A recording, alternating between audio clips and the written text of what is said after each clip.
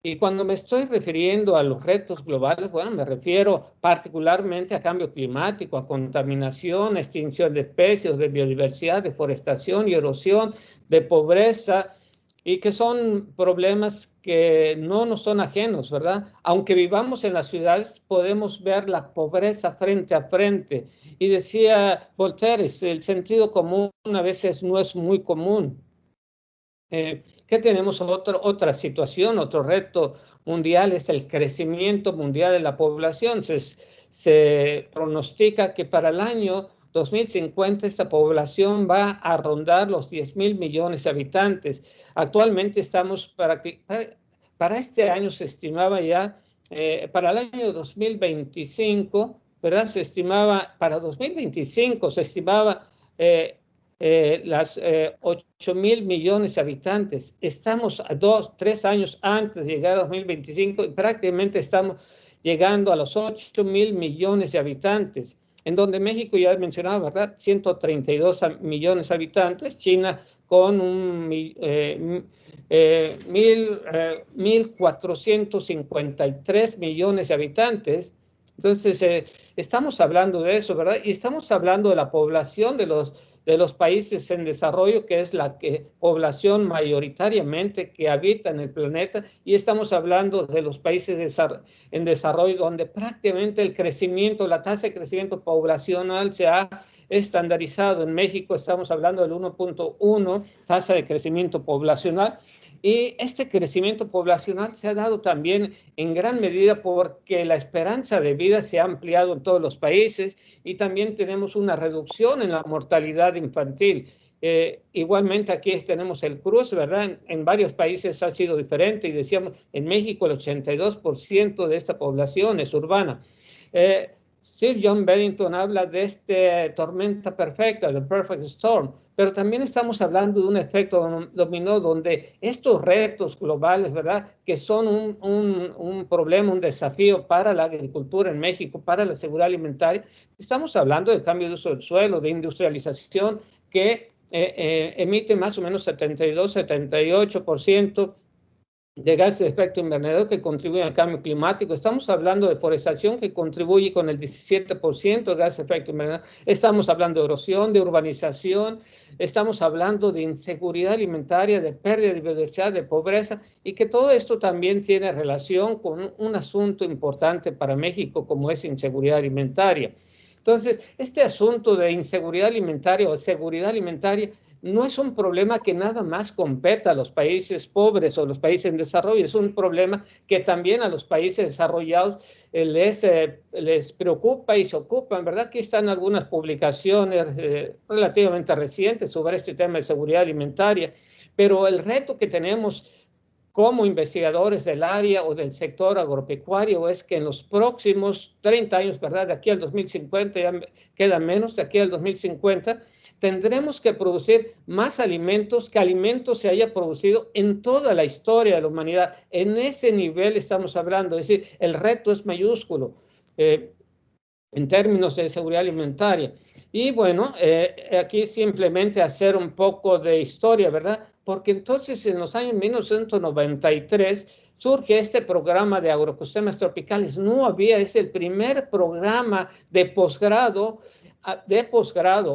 que surge en el trópico. Había de nivel de licenciatura, pero en el trópico se genera este primer posgrado en el año 1993, el 8 de mayo de 1992, el Consejo Técnico aprueba este posgrado de maestría en ciencias y es en el año 1993 cuando se aprueba el doctorado en ciencias en agroecosistemas tropicales. En 1993 tuvimos la primera generación de egresados en agroecosistemas tropicales y aquí entendamos que ecosistemas es la unidad de estudios de la ecología. El agroecosistema es la unidad de estudio de la agroecología como disciplina, como ciencia. Entonces, agroecosistemas tropicales es esa abstracción, nosotros decimos esa abstracción, esa unidad de estudio.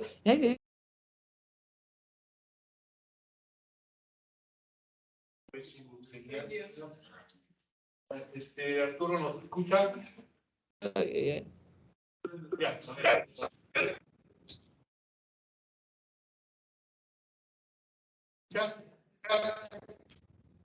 ¿Se ve?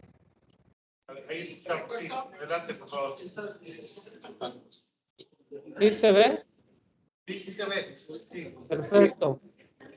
Entonces decíamos, en 1993 se conforma el posgrado en agroecosistemas tropicales, en donde muchos de los elementos es elementos en la parte académica, es el diálogo intercultural, la vinculación con el sector productivo, la sustentabilidad en términos de biodiversidad, nutrición, ambiente, la parte de soluciones adaptativas y participativas, la parte de gestión ecológica, social y climática.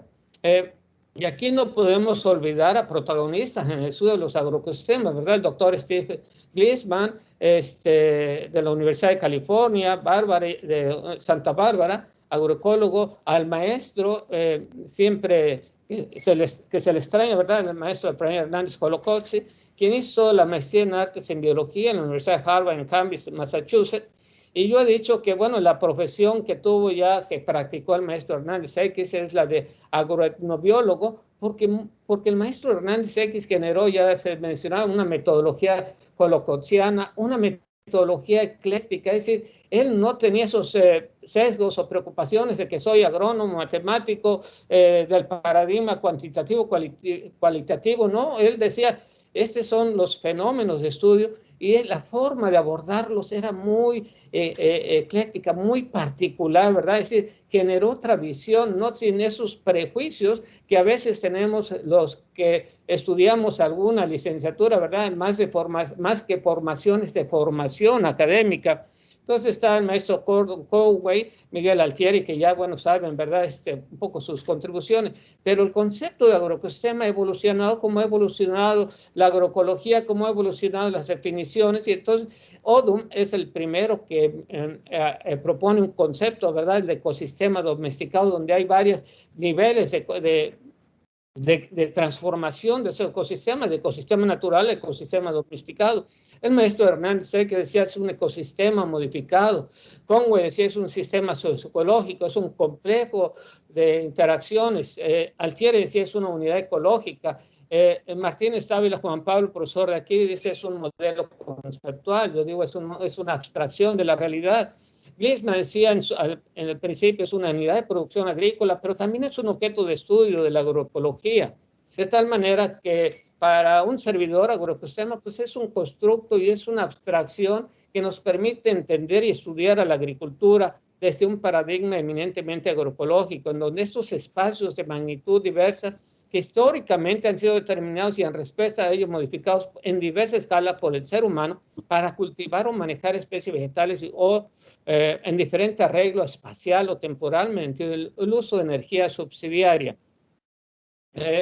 Y bueno, el estudio de agroecosistemas pasa por la parte de análisis sistémico, por el análisis integral de las dimensiones, por unas ciencias de la complejidad, ¿verdad? Por la parte de sistemas socioecológicos, por un abordaje pluridisciplinario, por una conjunción de paradigmas cualitativos, mixto, cuantitativo, por el entender las propiedades emergentes de los agroecosistemas.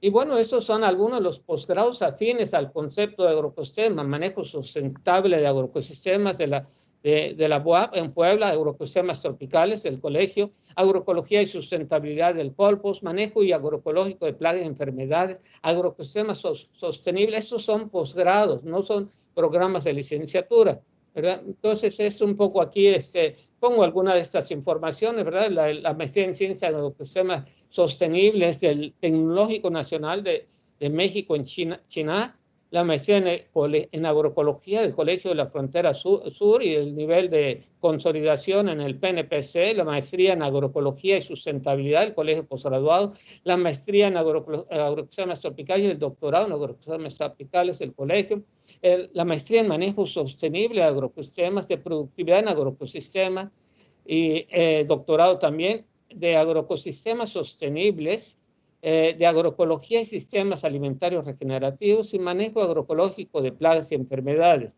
Esta es una nube de las palabras claves que están en las líneas de generación y aplicación de conocimiento. Y ustedes van a ver que resalta la parte de recursos naturales, la parte de sostenibilidad, la parte de evaluación, la parte agroecológico, la parte de sistemas, la de manejo, de desarrollo. Y hay otras palabras en esta nube que están relacionadas. Cuando uno ve los programas de posgrado, uno puede ver algunos temas que están relacionados, ¿verdad? Por ejemplo, el de agroecosistemas tropicales, que sus LGAC son cadenas agroalimentarias, agroindustriales, lo de cambio climático y agroecosistemas y recursos naturales, y lo que tiene que ver con evaluación y rediseño de agroecosistemas.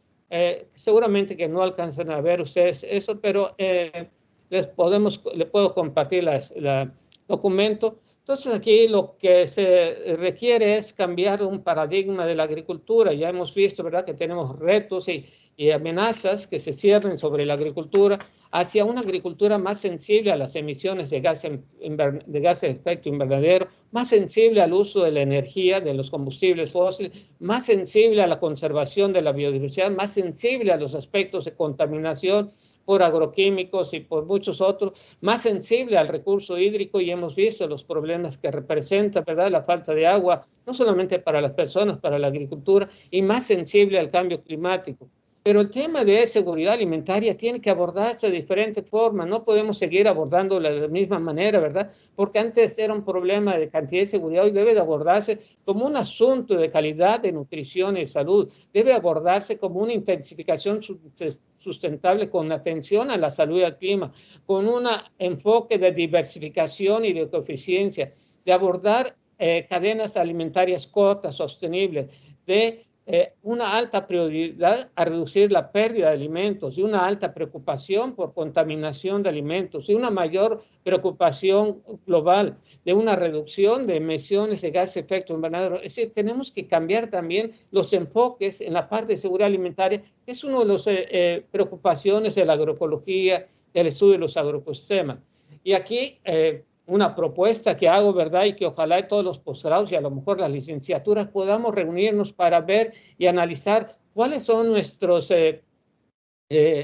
cómo se coteja con las políticas públicas que tienen un enfoque actualmente en términos de agroecología, cómo se contrastan nuestros programas, nuestras líneas de investigación, cuáles son los temas, cuáles son nuestros enfoques. Y entonces existe la necesidad de emplear el concepto de agroecosistemas como un objeto epistémico para realizar el análisis pertinentes para la comprensión de los retos globales y la realidad agrícola compleja contemporánea, dadas las múltiples interacciones entre dimensiones social, ambiental, económico y político. Quisiera terminar, bueno, presentando esta convocatoria de doctorado en ciencias y maestría en ciencias en agroecosistemas tropicales. Se cierra la convocatoria la segunda semana de octubre, y pues dar las gracias, y si hay algunas preguntas, con mucho gusto. Gracias.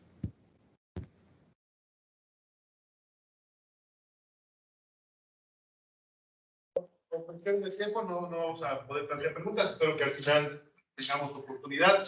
Además hay otras dos actividades todavía. Gracias, doctor Arturo. Vamos a continuar. Permítame, voy a buscar la presentación que sigue. Mesa de educación.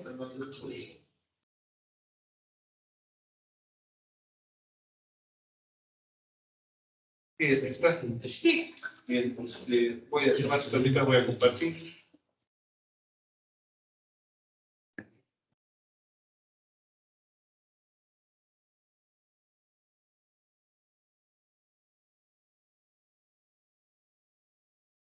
Bien, tenemos a las 4:45. Gracias. Buenas tardes a todos y todas.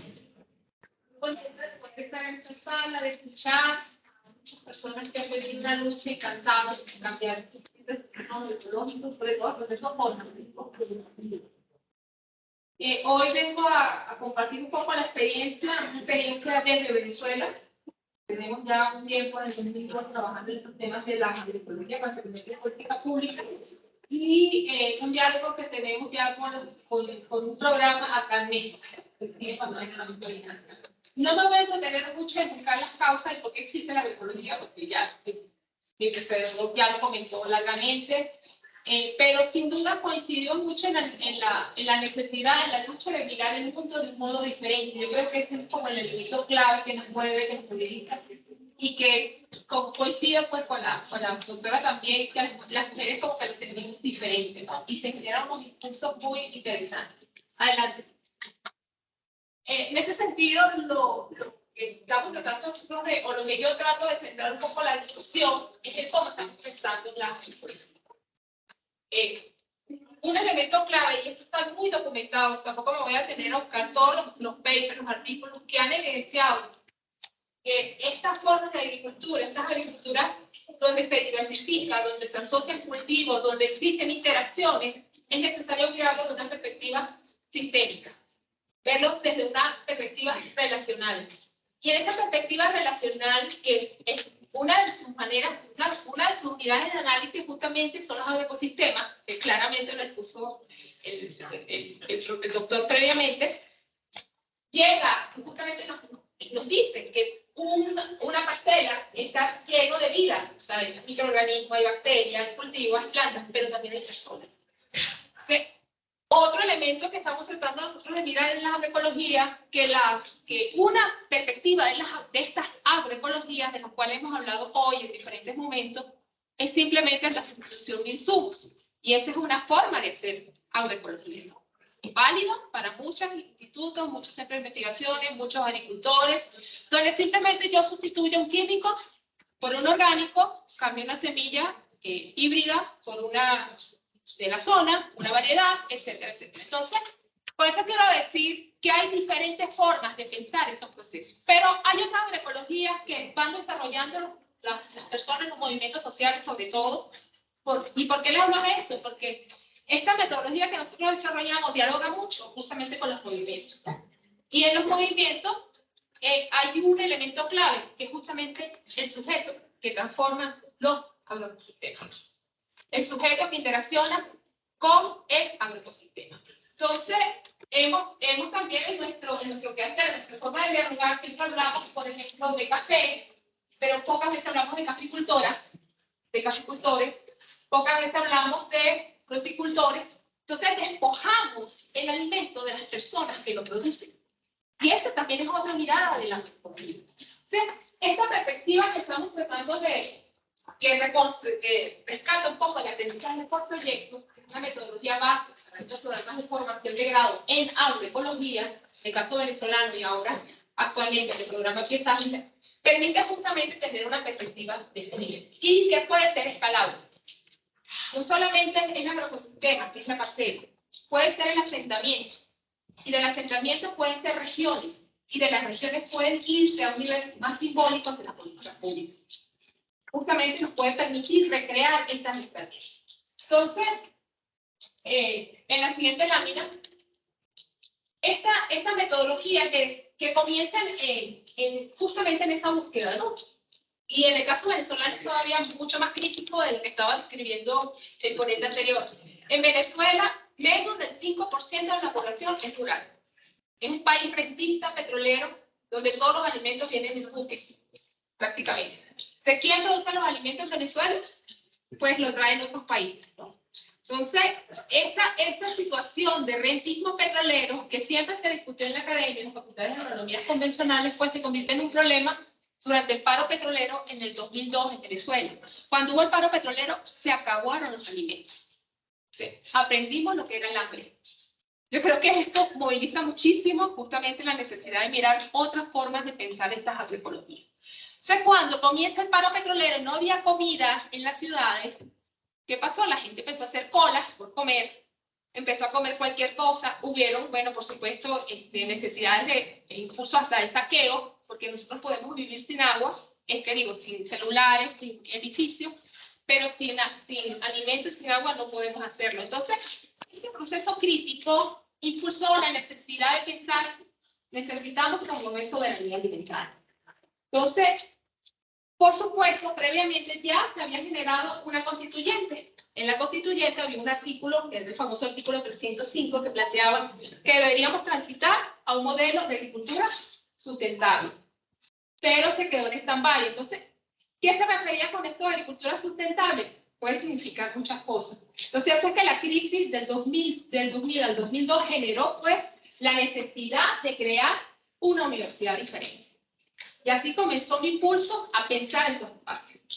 ¿Quiénes conformaron esta primera aproximación del proyecto? Un equipo multidisciplinario, habían biólogos, ecólogos, educadores, sociólogos, antropólogos, con mucha experiencia en diseño curricular, justamente en estos programas, ¿no? Entonces apareció Vygotsky, apareció Piaget, aparecieron algunos pensadores europeos, pero también empezamos a mirar los pensadores latinoamericanos, Simón Rodríguez, por ejemplo. Empezamos a ver a Freire, empezamos a ver a Falborda. Entonces empezamos a dialogar un poco con las miradas desde lo situado. ¿Qué tipo de agricultura necesitamos? Entonces, ahí empezó a generarse también una perspectiva crítica y política. Ya la agroecología es importante sembrar, es importante conocer el agroecosistema, es importante conocer las especies, la tierra, el suelo, pero también es importante darle una connotación política y crítica al proceso, ¿no? Entonces, estas universidades tienen como objetivo, la Universidad Bolivariana de Venezuela, crear un profesional que genere transformación en el territorio, con incidencia territorial. Esa fue la razón, la meta del diseño curricular en ese momento. Entonces comenzamos igual que todo. Ya existía un documento que habían escrito algunos compañeros del proceso de pedagogía crítica que estaban en Venezuela. Estaba Carlos Blanc, estaban otros grupos que ya se venían a reunir inclusive con los de acá de Oaxaca. O sea, cuando hacemos un estudio previo antropológico, cómo iban las rutas, pues ya había interacción entre movimientos sociales, pedagógicos, populares. O sea, ahí ya había un documento escrito de cómo se podía pensar ese programa de formación de grado en agroecología. Llega a nuestras manos más académicas, con expertos en diseño curricular, con compañeros que venían de otros espacios, y empezamos a pensar la metodología. Ajá, tenemos todas las cajitas. Necesitamos saber botánica, necesitamos saber de suelo, necesitamos saber de agua, necesitamos saber de mejoramiento genético. Teníamos entomólogos, especialistas en laboratorios de control biológico, mucha gente especialista en el tema. ¿Cómo realizamos las ideas? Comenzó el rol. Entonces, empezamos a plantearnos primero que había una facultad de agronomía que trabajaba todo por cajitas, o sea, para formar el ingeniero agrónomo. ¿Cómo entonces queríamos hacer algo diferente? Un profesional que tuviera esa mirada sistémica del nivel gráfico, eso donde pudiera pensar desde la complejidad. Recordábamos a Odum, recordábamos a Morán, a Edgar Morán, o sea, recordábamos a todas estas personas que nos dicen, bueno, es necesario pensar de forma sistémica, pero no es tan fácil hacerlo cuando venimos de una escuela que nos enseñan las biologías por un lado, las castellanos por los otros, las matemáticas por el otro. Entonces, es romper el paradigma, ¿no? Un proceso que no es sencillo cuando todos venimos de la misma escuela. Entonces, bueno, comenzamos con eso. Primero estudiar agroecología. Ninguno de nosotros era agroecólogo. Éramos especialistas en diferentes áreas. Control biológico, manejo de suelo, en fruticultura, en semillas. Entonces empezamos a leer. Nuestros primeros libros fueron Altieri y Linisman. Y Odum. Esos fueron los 3 libros claves en círculos de estudio. Y comenzaban entonces las guerras de cómo diseñar el currículo, el plan curricular. Uno de ellos fue primero que no podíamos trabajar por materia, porque ya todo está legislado, todo está normado. O sea, ya el Ministerio de Educación Universitaria decía que la materia tenía unas características. ¿En qué logramos nosotros consensuar con los especialistas de diseño curricular? En construir un nuevo mapa curricular. Y fue a través de las unidades curriculares. Entonces se llamaron unidades curriculares. La siguiente. Por ejemplo, cada unidad curricular, una unidad curricular se llama biodiversidad ambiental. En esta materia tú veías taxonomía, o ves taxonomía, ves un poco los agroecosistemas, ves un poco los paisajes, ves ecología. O sea, realmente vas a ver lo que necesitan aprender en la realidad. Entonces, una estrategia para lograr eso fue justamente trabajar con esta metodología que se llama aprendizaje por proyecto. ¿Qué es el aprendizaje por proyecto? Una metodología con enfoque constructivista. Si recordamos un poco, algunos de estos pensadores de estas pedagogías nos planteaban que la gente aprende haciendo, aprende por proximidad. Cuando yo aprendo a hacer una masa, pues más nunca se me olvida, ¿no? No es lo mismo que imaginarte las diferentes partes de la teoría y escribirlo, es muy diferente al hacerlo. Entonces, con ese principio empezamos a desarrollar entonces los proyectos. Los proyectos en el programa de formación de grado en agroecología se dividen en 4 niveles. 4 niveles que son 4 años de carrera. Entonces, cada año tiene un proyecto. Los proyectos tienen niveles de complejidad. El proyecto 1 es la parcela, es el agroecosistema.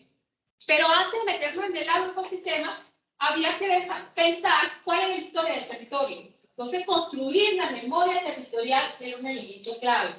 ¿Qué metodologías necesitamos usar? Aparecieron entonces las metodologías participativas. El territorio tiene memoria. El territorio tiene una historia. ¿Cómo podemos empezar a identificar la biodiversidad funcional? Recuerda que nos dicen en la agroecología que tenemos que empezar a identificar la biodiversidad funcional, los almenses. Teníamos entonces que buscar una forma donde la comunidad tuviera la palabra. Entonces apareció la necesidad de incorporar elementos de investigación participativa. Cuando empezamos a trabajar que esta materia, que se ve como una materia que tiene 8 horas semanales en el currículum, más las unidades curriculares más técnicas que se dan durante el proceso, se desarrollan en la parcela, en el año 1.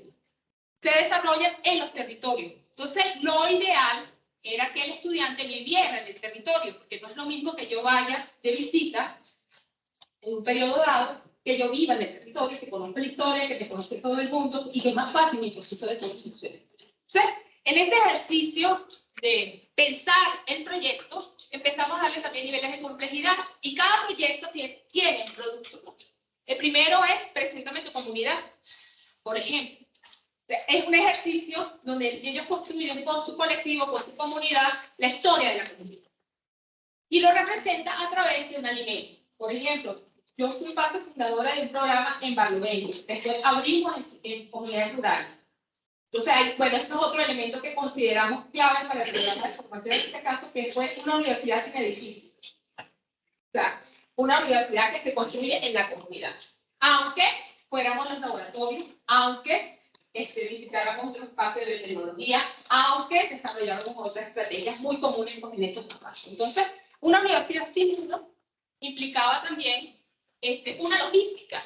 Entonces ahí se organizaron las cámaras, las células académicas municipalizadas de agroecología, que eran estos equipos, que son estos equipos multidisciplinarios, donde obligatoriamente teníamos que tener un agrónomo, veterinario, sociólogo, un educador o un antropólogo. Entonces tratábamos de equilibrar los contenidos de las materias de acuerdo también a los perfiles.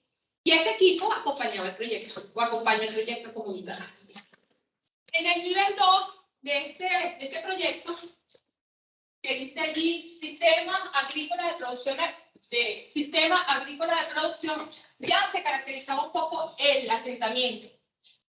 O se caracterizaba la calle, el barrio, porque después este programa nos tocó llevarlo a Caracas. Ustedes se imaginan un programa de agroecología en los cerros de Caracas, como las favelas brasileñas, pues fue todo un reto pensar en cómo diseñar el proyecto. O sea, ahí logramos articular con escuelas, logramos articular con otros actores, con otros sujetos de los territorios, y eso permitió pues desarrollar toda una línea de investigaciones. Descubrimos tapiramos en las montañas, que son las leguminosas estas autóctonas, formas de producir, de reciclar, cambiar las dietas en los comedores de las escuelas. Entonces cada grupo de estudiantes, pero no lo hacían de forma individual, sino que lo hacían con grupo, desarrollaban pues su experiencia. Entonces, era la teoría que dialogábamos en las clases, pero entonces todas las semanas tú te ibas con tu comunidad a hacer todo lo que veías en clase. Entonces era la primera así. 5 minutos. Entonces, esto está muy documentado, tenemos 2 papers, uno en inglés y uno en español que acaba de salir, aquí está la cita, en una revista brasileña, que habla un poco de todo el proceso. Lo cierto es que esta dinámica nos permite, primero, que cada materia se contextualice.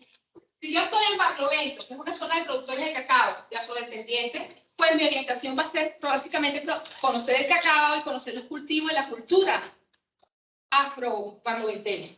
Si yo estoy en los llanos, pues estoy en una zona donde se produce otro tipo de alimentos, pues mi materia, biodiversidad, la taxonomía, los conocimientos se deben relacionar con los rubros con los cuales estoy trabajando y con la familia que yo estoy trabajando.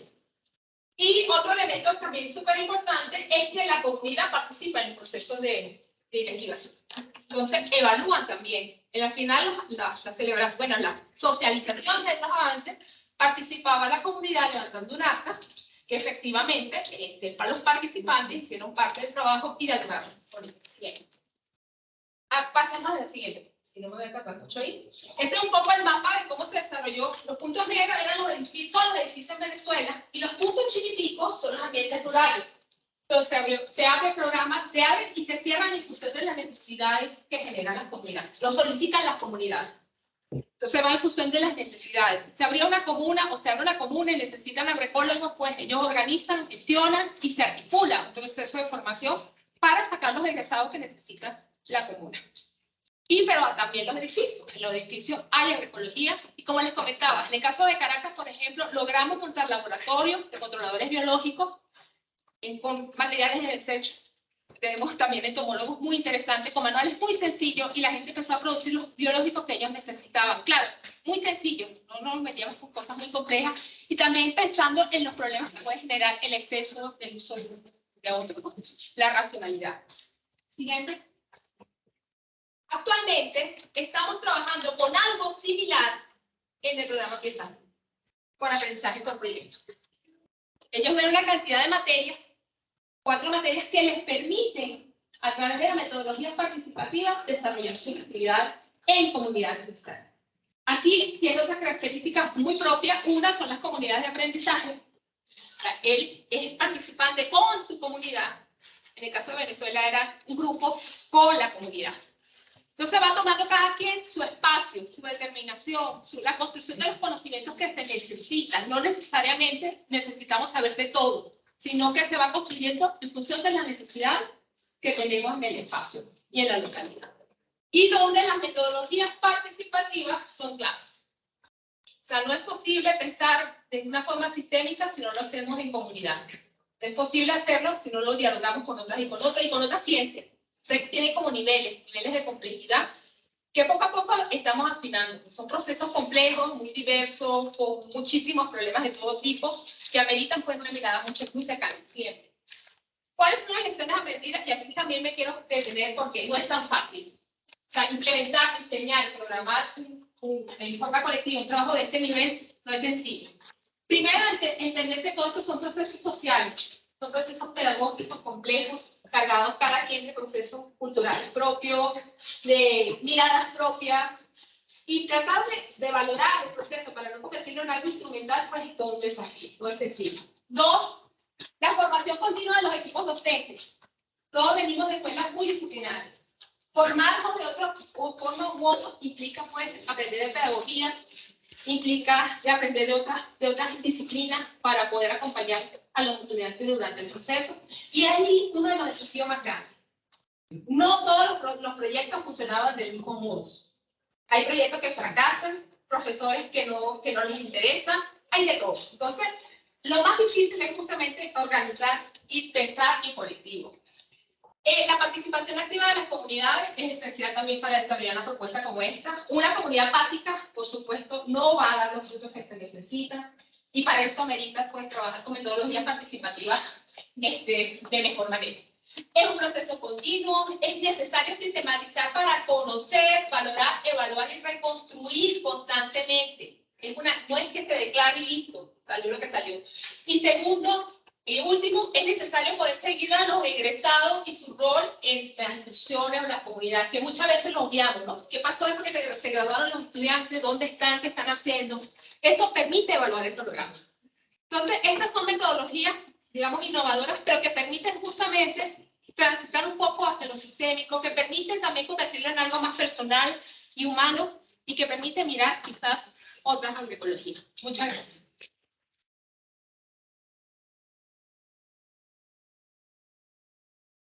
Gracias, le agradecemos a Olga por el tiempo.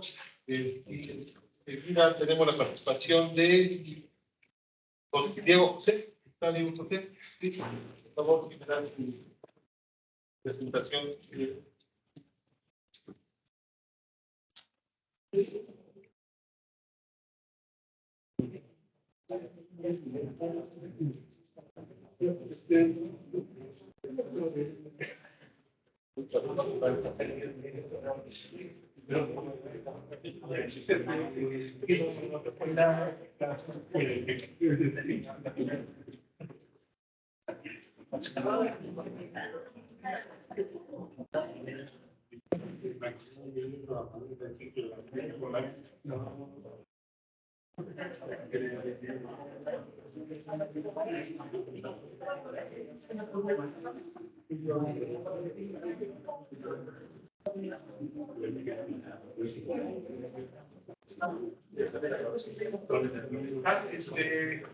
Bueno, vamos a...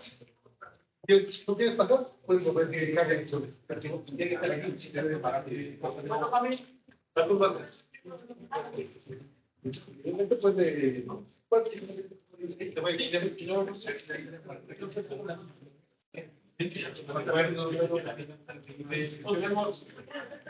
A las 5 vamos a terminar con Diego y ya después nos queda la última presentación. Estamos retrasados. Los voy a pedir su... Sí, adelante, por favor. Entonces podemos iniciar. Bueno, hola a todos y todas, los presentes. El título de la presentación es Trayectorias campesinas ante la industrialización agrícola en México Occidental. Cambios, organización social y actividad. Un abordaje complejo. Bueno, como introducción y contexto. Bueno, como introducción y contexto, en el transcurso del siglo pasado, ¿no es cierto?, fue ocurriendo a nivel internacional un proceso de modernización e industrialización rural y agrícola, minas.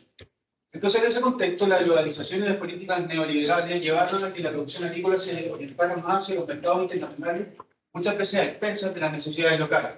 ¿No es cierto? Producto de eso surgieron nuevas necesidades, nuevas tecnologías que solucionaban algunos problemas, pero que generaban otros problemas y hacían una dependencia en el círculo vicioso.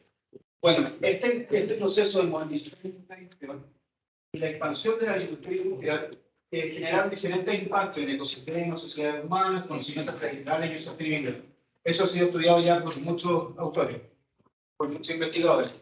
Bueno, vamos a México. En México, este proceso de mira ha sucedido en el marco de la llamada reforma neoliberal mexicana, ¿no es cierto?, que ha consistido en una serie de políticas y medidas relacionadas con liberalización comercial, políticas orientadas al mercado internacional, el NAFTA y otros tratados de libre comercio, reformas agrícolas regionales, etc. Eso ha derivado en que uno de los mayores factores de cambio, o drivers, del uso de la tierra agrícola en México sea el mercado internacional, más que las necesidades locales internas. Bueno, y esto ha provocado una serie de impactos y efectos sobre las comunidades campesinas, ¿cierto? Ha afectado las dinámicas sociales y culturales, los medios de sustento, horarios y las economías tradicionales. Ahora, acercándonos a nuestra área de estudio, pasemos al estado de Michoacán. El estado de Michoacán ha tomado la misma línea, ¿no es cierto? Ya es un estado indexado en modelo agroexportador. Y con eso entonces se han expandido las áreas confrontales para exportación y Michoacán se ha consolidado como el mayor productor y exportador de aguacate producido industriales y pensiones. Esto ha tenido una serie de impactos socioambientales, como por ejemplo el acaparamiento y el despojo de tierras por actores externos a las comunidades campesinas. Y ahora el área de estudio de esta investigación es la cuenca del lago Pátzcuaro. Bueno, la cuenca del lago Pátzcuaro es un territorio con una importante historia y tradición agrícola y campesina, que actualmente se encuentra inserto en la globalización, en todo el proceso que estoy describiendo. Entonces está ocurriendo una reorientación del uso del suelo agrícola desde sistemas de cultivos tradicionales a otros más industriales e intensivos, principalmente huertas de aguacate industriales y también invernaderos de berries.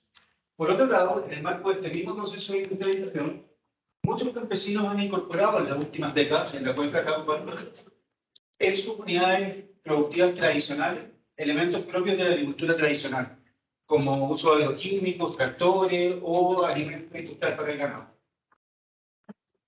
Bueno, algo crucial, clave para el sustento de los sistemas rurales es la capacidad de los sistemas campesinos, de los hogares campesinos y las comunidades campesinas de responder, de reaccionar ante los drivers, los factores de cambio, tanto locales como globales.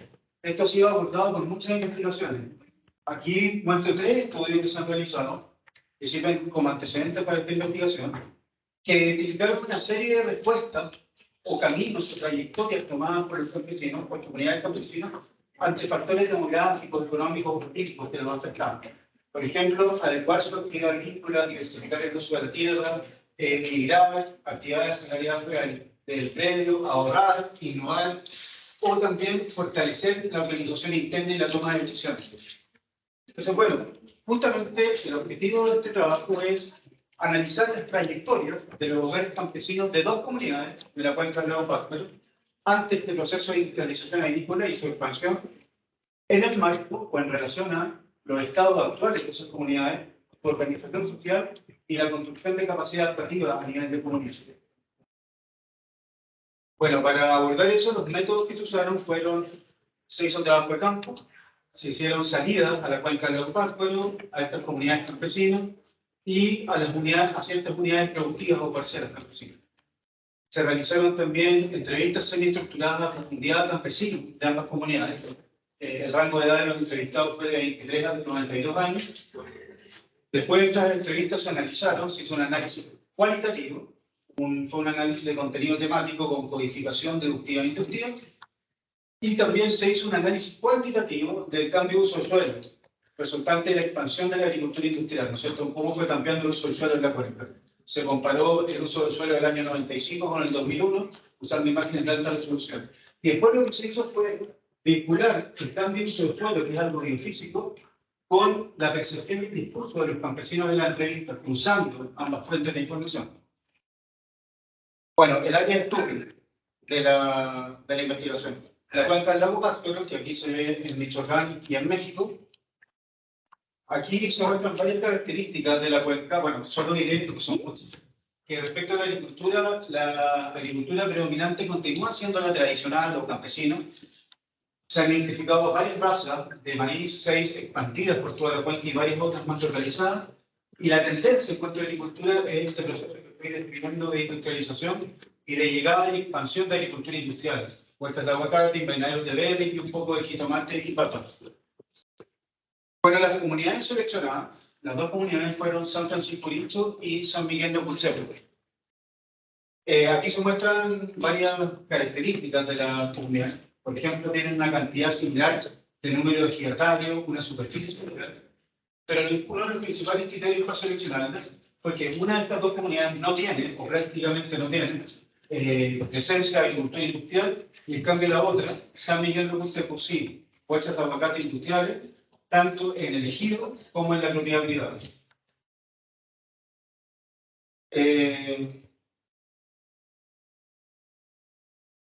¿La siguiente? ¿La siguiente? Ya, bueno, ahí se muestran las dos comunidades en la cuenca. El polígono más grande marcado en la cuenca, en los celestes del lago Pátzcuaro, y en verde está el polígono, que es el ejido de San Miguel de San Francisco Uricho, y en circular está el poblado, y más abajo en morado es San Miguel de Ucutzepo, la comunidad donde sí han aparecido y se han expandido bastante las huertas de aguacate. San Francisco Uricho. Bueno, esta es una milpa campesina de la comunidad de San Francisco Uricho. Esta es una parcela campesina en rotación. Esta es bueno, aquí se está entrevistando a uno de los campesinos de esta comunidad. Aquí hay varios paisajes de la agricultura tradicional de esta comunidad y algunos campesinos también. Esto se hizo en una feria de la agrobiodiversidad de la milpa, se le llamó. En San Francisco Uricho se muestran varios productos de la agricultura tradicional de la milpa, y aquí esto es una base tradicional que es específica de esta comunidad. Ahora San Miguel de Ucutzepo. Aquí hay dos unidades productivas tradicionales campesinas, una de ganadería y la agricultura, que están ubicadas en el llano, en la parte baja de la comunidad. Bueno, y en esta figura se muestran huertas de aguacate que han aparecido en este siglo, en los últimos 15 años, en el monte de San Miguel de Ucutzepo. En las imágenes superiores se puede ver una reja, bodega y camino. Estos elementos de infraestructura han aparecido con la llegada de las huertas de aguacate industriales al monte de San Miguel de Ucutzepo. Antes no había. Antes, según cuentan los mismos campesinos, las parcelas no estaban cercadas y los campesinos, sus familias y los animales transitaban libremente. Ahora ya la situación cambió y se puso más peligrosa. Y las de abajo son huertas de aguacate en el monte de San Miguel de Ucutzepo. Estas son huertas de aguacate de los propios campesinos, que no han vendido sus tierras. Estos otros sí, pero estas imágenes no, sino que son campesinos, digamos, como experimentando con el aguacate. Como se puede ver, mantiene ciertas franjas de árboles. La cosecha Y la comercialización de estos aguacates la hace una empresa externa que trae sus propios fornales y esto para exportación. Bueno, y esto Google es una imagen también del monte en San Miguel de Pucero, con huertas de aguacate. La más grande tiene aproximadamente 165 hectáreas, en pleno Chile. Bueno, los resultados de la investigación son los siguientes. Primero, se identificaron los cambios más importantes y los factores de cambio en estas dos comunidades. Los cambios en el manejo de las unidades productivas campesinas. Como dije, los campesinos han ido incorporando elementos industriales, ¿no es cierto? Un poco agroquímico, tractores, alimento industrial para el ganado, etc. Han ido cambiando también sus medios de sustento, horarios, migraciones, el deterioro del agroecosistema campesino. Todos los campesinos entrevistados en ambas comunidades declararon que la tierra agrícola, la tierra campesina ya no rinde como hace años antes. El cambio de uso de suelo, bueno, ha disminuido la rentabilidad de la agricultura campesina, se ha debilitado el conocimiento tradicional, etc. Ahí están más o menos los principales. Y los factores de cambio, bueno, las políticas, como hablar de políticas internacionales, nacionales y locales, la percepción campesina en ambas comunidades. Esto es muy importante, la organización social comunitaria y la toma de decisiones. Y varios otros, como por ejemplo el apego, o no, a la agricultura tradicional y el estilo de vida local, el tradicional. Por ejemplo, también el alejamiento de los jóvenes del campo respecto al trabajo en el campo. Esta figura muestra el resultado, hay varias figuras más de resultados, pero esta es la principal, del análisis cuantitativo de cambio de uso del suelo. Al lado allá se muestra el uso del suelo en el año 95 y al lado acá el año 2021. Los polígonos en naranja son las huertas de aguacate. Como se puede ver, en el año 95 no había, o prácticamente no había, y aquí ya empiezan a aparecer bastante, especialmente en la parte sur de la cuenca, y especialmente bastante en el ejido de San Miguel de Pucero. Bastante. Bueno, esta tabla solo quise mostrar un dato respecto al cambio de uso de suelo, que es la huerta de aguacate. Ambas comunidades en el año 95 no tenían su presencia de aguacate. En el año 2021 ambas tienen, pero hay una diferencia muy grande. En San Francisco Dicho solo hay ahora 1,6%. En San Miguel de Pucero esto es elegido. En San Miguel de Pucero el 20% del ejido ya está cubierto con aguacate. Esto es uno de los hallazgos principales de la investigación. ¿Por qué tanta diferencia en el mismo periodo de tiempo? Por lo siguiente, cuando en la primera década de este siglo comienza por primera vez en la historia de estas comunidades a ver actores externos haciéndole ofertas de dinero para comprar tierras ejidales, en San Francisco Dicho deliberaron en la Asamblea Ejidal al respecto y tomaron un acuerdo de no venderle a ningún actor externo, no venderle. Ese acuerdo hasta ahora se ha cumplido. Esa es la razón principal. Cuando empezó a ocurrir eso mismo, en San Miguel de Pucero, el tema no se trató de la Asamblea Ejidal, no hubo ninguna organización interna y muchos comenzaron a vender. Esa es la principal razón que explica esta diferencia. Bueno, respecto que dije que este era uno de los objetivos, ¿no es cierto?, de las trayectorias campesinas. ¿Qué caminos han tomado en estas comunidades los campesinos, los hogares campesinos, ante este proceso que se ha ido industrializando su agricultura? Se identificaron 6 caminos o trayectorias. 1. El aumento de las fuentes de ingresos no agrícolas en ambas comunidades. Después, continuar con la agricultura tradicional, la milpa, las parcelas de rotación y el ganado. Más en San Francisco Dicho, que casi todos los campesinos han continuado con eso, y menos en San Miguel de Pucero, porque como digo, han vendido ganado, aguacateros externos, y también ellos han experimentado con el aguacate, alejándose de la agricultura tradicional. Después, trabajar como jornal en unidades productivas de agricultura industrial. Después, campesinos que plantan aguacate en algunas de sus parcelas y en otras mantienen la milpa. Eso ha ocurrido en San Miguel de Pucero principalmente. Después, campesinos que venden tierras por años para huertas de aguacate. Eso ha ocurrido bastante solo en San Miguel de Pucero. Y después, la organización social comunitaria y la toma de decisión respecto a vender o no vender tierras por año. Como dije, eso ocurrió en San Francisco Dicho, y en San Miguel de Pucero no, pero posteriormente, cuando ya vieron que todos estaban vendiendo y estaban perdiendo sus tierras ejidales, se habló del tema muchos años después, tardíamente, y sí se acordó, y eso disminuyó bastante la venta de tierras ejidales. 5 minutos. La discusión, bueno, brevemente, respecto al patrimonio campesino, uno de los elementos más importantes del patrimonio campesino es la tierra. ¿no es cierto?, que tiene un patrimonio no solo productivo, sino también social y cultural. San Miguel de Uccepu y varias otras comunidades de esta región han perdido parte importante de su patrimonio al vender sus tierras ejidales. Esto debilita su autosuficiencia y su seguridad alimentaria. Otro elemento campesino importante son los conocimientos tradicionales campesinos.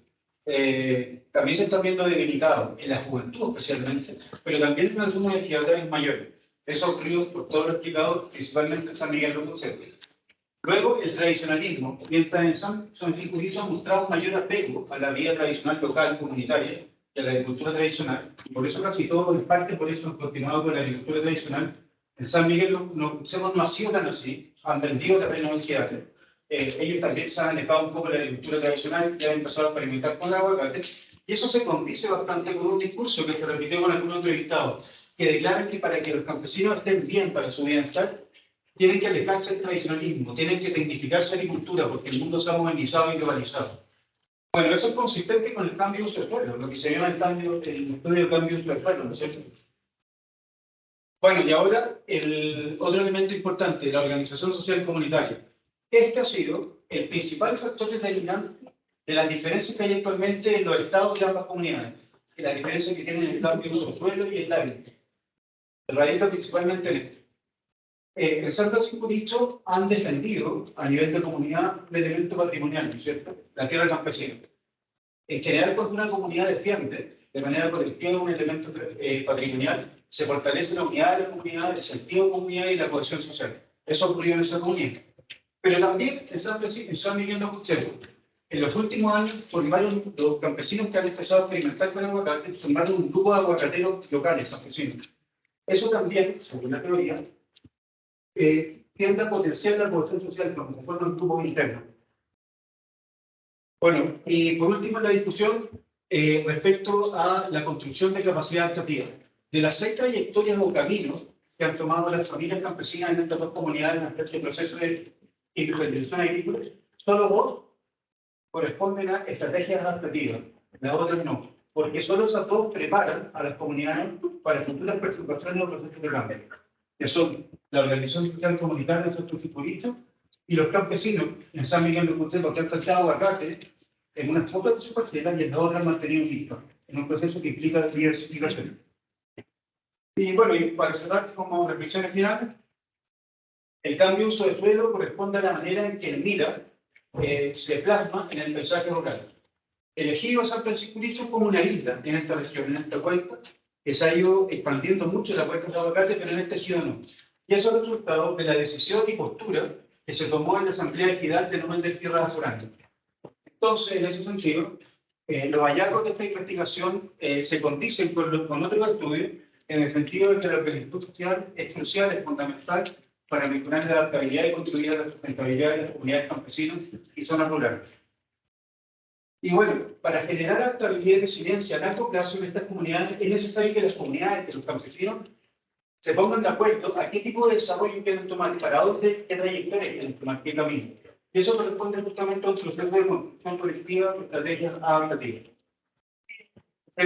Todas estas reflexiones y estas ideas a las que hemos podido llegar en este trabajo y en esta investigación no hubiesen sido posibles si que no se hubiesen cruzado, complementado, combinado marcos teóricos con la información y las observaciones provenientes del trabajo de campo, de la interacción con los campesinos locales. Bueno, entonces de esa manera esta investigación problematiza las trayectorias campesinas frente a la industrialización agrícola y la aborda de esta manera con un enfoque o aproximación completa. Gracias. Muy bien, gracias.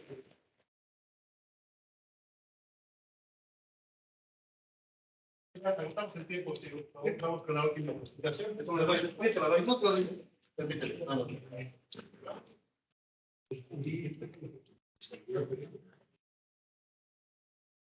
Le pido por favor a Miguel Sánchez, que pasa, por favor.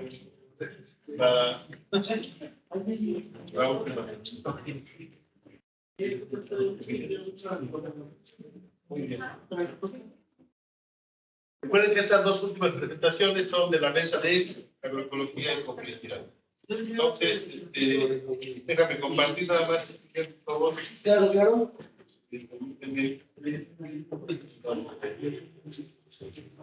Claro.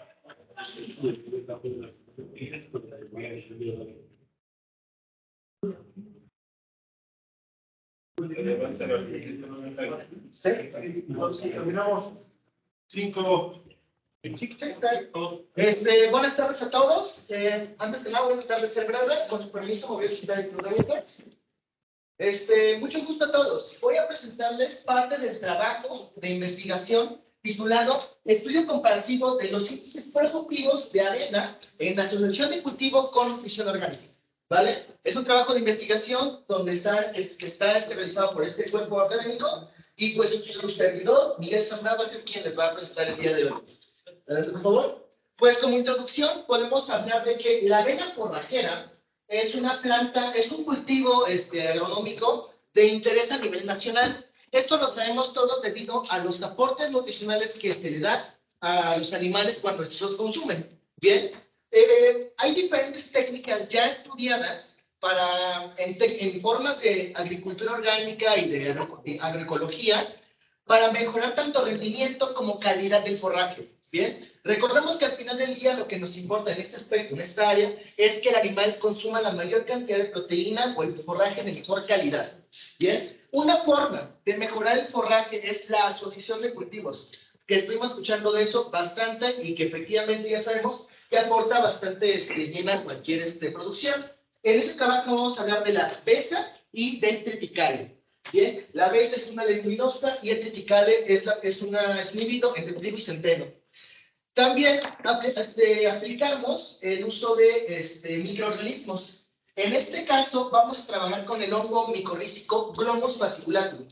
Bien, que pues vaya, tenemos evidencia de que apoya a las plantas a absorber más nutrientes de lo que normalmente lo podría hacer con sus raíces.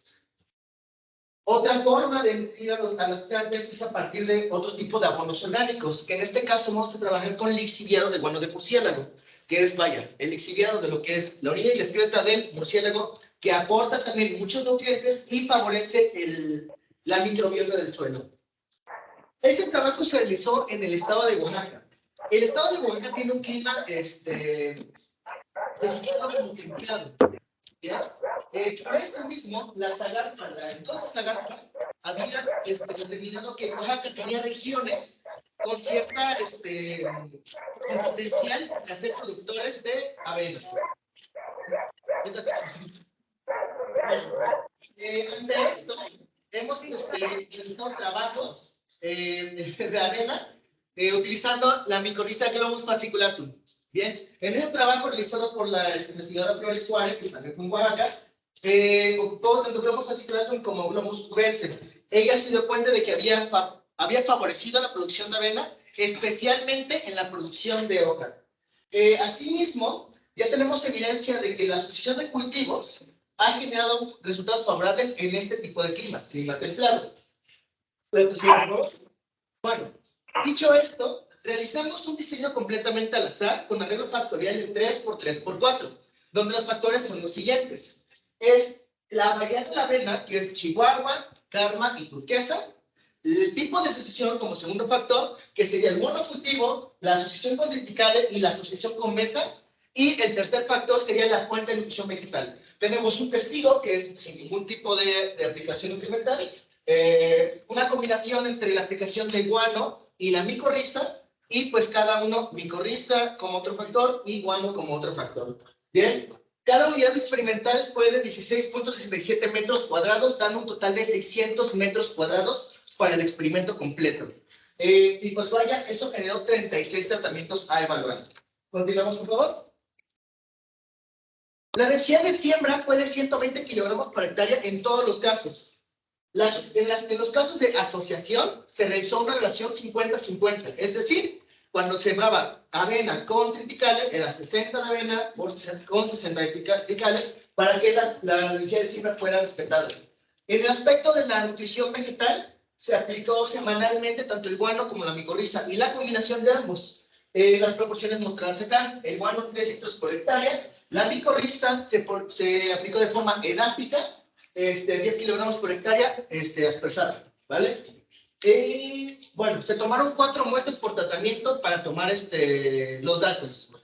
Estos datos fueron procesados y se realizó un análisis de varianza y una prueba de medida Stuckey para poder checar y analizar bien cómo estaban los resultados. Y para los datos que obtuvimos fueron los siguientes. Empezamos por el porcentaje de materia seca. Siguiente, por favor. Donde vemos que destacó la variedad Karma.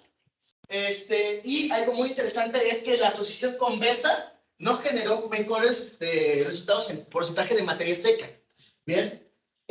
Algo interesante también es que podemos ver que todos los tipos de nutrición orgánica aportaron y mejoraron estadísticamente el porcentaje de materia seca para el forraje completo, ¿no? El índice de productividad, que es la relación del rendimiento entre los días de producción, que fueron 90, se destacó la variedad Chihuahua y también la asociación con el triticale. Bien, vamos a ver a lo largo de esta presentación que la relación Chihuahua-triticale fue la que destacó en aspectos de rendimiento. La nutrición vegetal en este caso no tuvo ningún protagonismo. El índice de cosecha de hoja, que es la relación del peso de la hoja con el peso de la planta, destacó una vez más Chihuahua y en este caso destacó la asociación con BESA. La BESA ayudó mucho a la producción de hoja. Continuemos, por favor. Una más, por favor. Bueno, en el aspecto de la composición botánica con respecto a la avena, podemos notar que la avena Karma fue la que mejor aceptó la interacción con las demás especies. ¿Qué significa esto? Donde, bueno, en este caso, uno involucra que es completamente, que el 100% del terreno fue la avena, y pues cuando vemos menores valores, pues significa que el restante palo no es lo que abarcó, no en porcentaje la otra especie, ¿no? Entonces podemos ver que el triticale estaba, en la asociación con triticale, la avena tenía un 0.86 de relación con triticale, ¿vale? Y bueno, pasa lo mismo con la relación equivalente de suelo, ¿bien? Que es muy similar al aspecto de composición botánica, es la relación entre el rendimiento de las asociaciones comparado con el monocultivo. Continuamos, por favor. Y bueno, se realizó un análisis de capacidad asociativa, ¿no? Para el tema del rendimiento de materia seca por hectárea, la relación hoja-tallo y el índice de área foliar. Estos últimos dos son variables que pues, la práctica y la teoría indican que están relacionados con la calidad del forraje. Siguiente, por favor. En este caso, nuevamente, en el tema de rendimiento destaca la variedad Chihuahua y la asociación con triticale. Siguiente, por favor. Una más, por favor. En la relación hoja-tallo, podemos ver cómo tanto la variedad Chihuahua como la variedad Karma tuvieron relaciones similares, fueron estadísticamente iguales. Y una vez más, la asociación de cultivo con BESA favoreció el índice de, la producción de hoja en el forraje. Una más, por favor.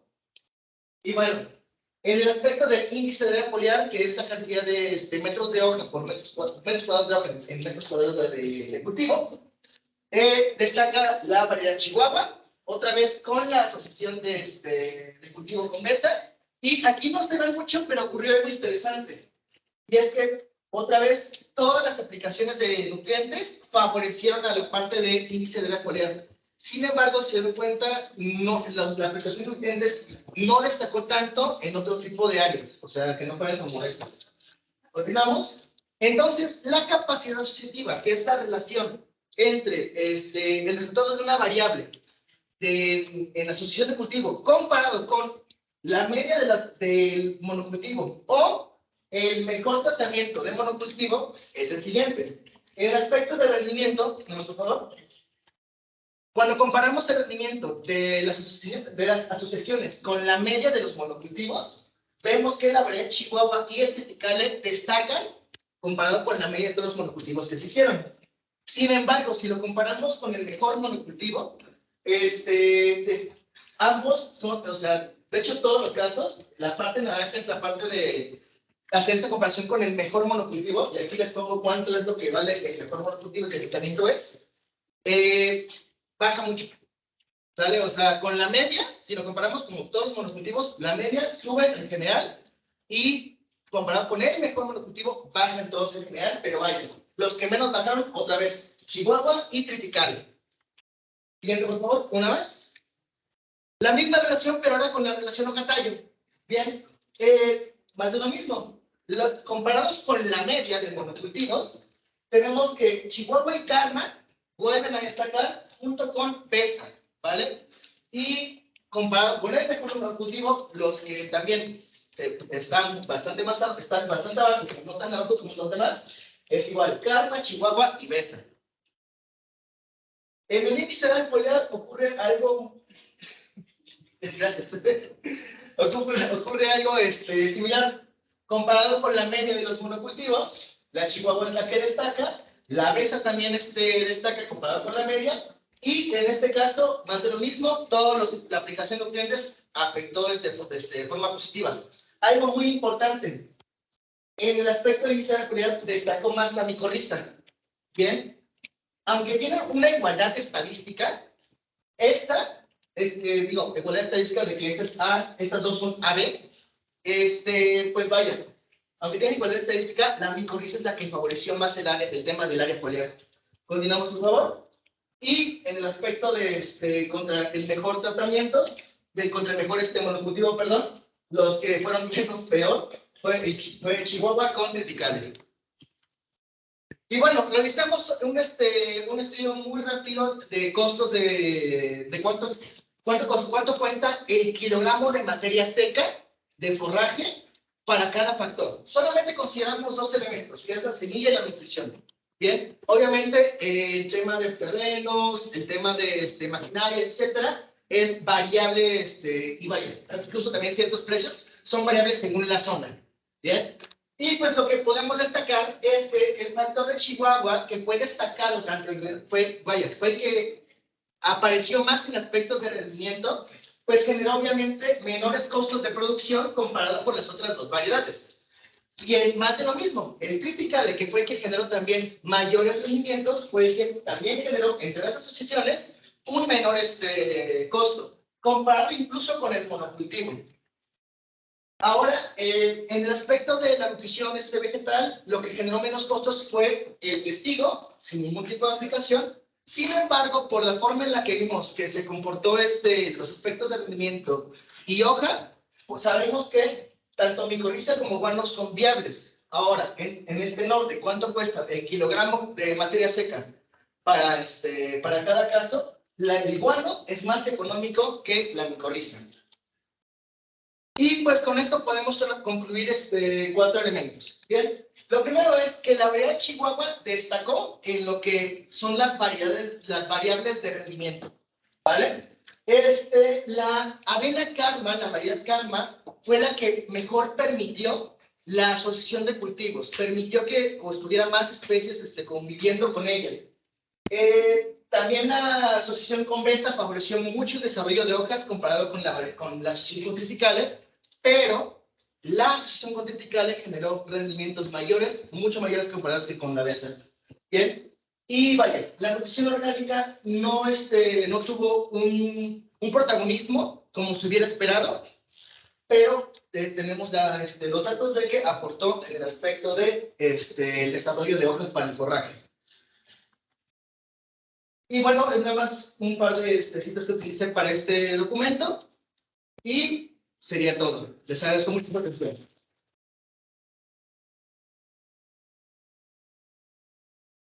Bien, estamos ya retrasados con el programa, pero bueno, no sé si alguien quisiera hacer algún breve comentario sobre las charlas que hemos tenido. Han sido diversas, evidentemente, por la temática que se organizó. Pero bueno, no sé si hubiese rápidamente algún comentario.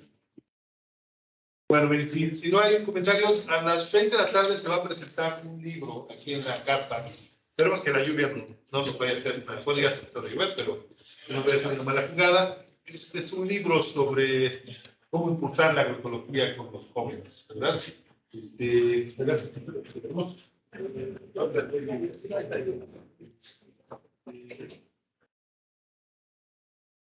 Y a las 6 también inician reuniones de trabajo que ya convocaron distintos grupos y diferentes espacios que están.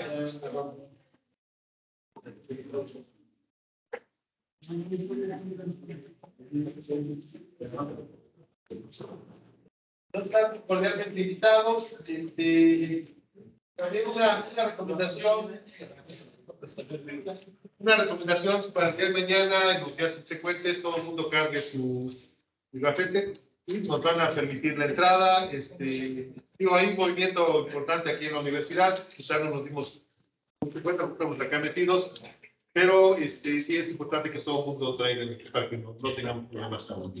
Y entonces ya está. El libro, muy bien. El libro es Archivando Agroecologías de Jóvenes para Jóvenes, de Isabel Reyes Moreno, que se va a presentar el día de hoy, de 6 a 7, aquí en la sí, están cordialmente invitados, y también a las 6 hay una serie de reuniones de trabajo ya de grupos que convocaron a sus colegas para discutir temas diversos. Pero creemos que las presentaciones de libros son importantes y por eso lo estamos haciendo en la capa, también ya para que sea un ambiente un poco más relajado, ¿no? Creo que va a haber café, creo que un poquito habrá café por ahí, ¿verdad? Pues para que lo tomen en cuenta. Y pues muchísimas gracias a todos los ponentes, compañeros, compañeras que participaron de este evento, y les agradecemos también a todos que hayan permanecido hasta este momento. Sí, pues buenas tardes, aquí nos encontramos el día de hoy. Gracias. Gracias. Pues,